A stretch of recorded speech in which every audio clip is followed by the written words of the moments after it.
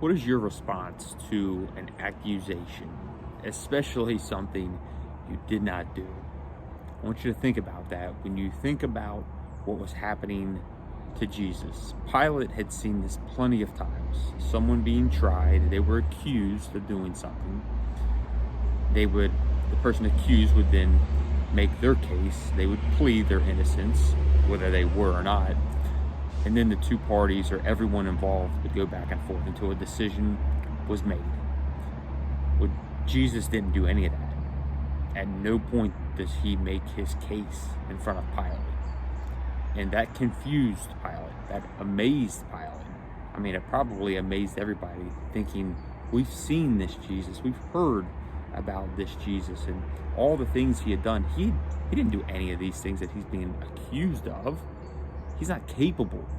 You could just tell, they could just tell by how Jesus conducted himself, by how he carried himself, that he was not capable of doing these things he was being accused of. Pilate could tell these were lies. Pilate also knew that he had the quote-unquote power to release him. We'll get to that. I'm getting ahead of myself, but we'll get to that in a couple of days. But yet Jesus remained silent.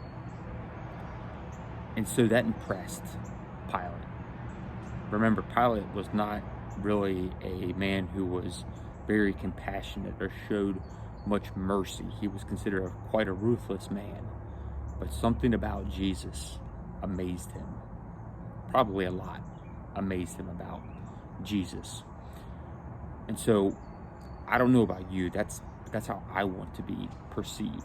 Someone who is in and under control in any situation. A person of integrity, of great character, that people, when they see me, they can see a Christian, which simply means a follower of Christ, follower of Jesus. So the more we pursue of him, the more likely we will become more like him and make better decisions to navigate this life the way we were intended to, and that's him as our guide. So we make better decisions. And the same is true for anything we pursue, for better, for worse. So take a look at what you surround yourself with, who you surround yourself with, what you spend your time focusing on, thinking about, doing. All of those things influence us. And so for me, that doesn't mean I'm going to be perfect. Let me clarify that. By following Jesus, that is my pursuit. But it's pretty simple. When you pursue his example and you allow him to take root in your heart, and the deeper those roots grow down in you, the better off you're going to be. The better decisions you will make. The more fruit you will produce.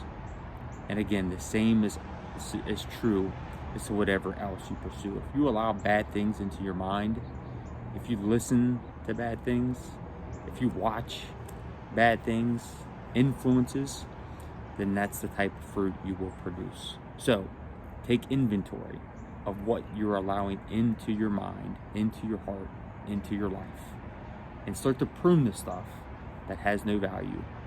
It won't be hard to do. It may be difficult to let go of some of those things, but those things that are convicting you, saying, look, you should probably cut this out, those convictions are there for you to become the best version of yourself.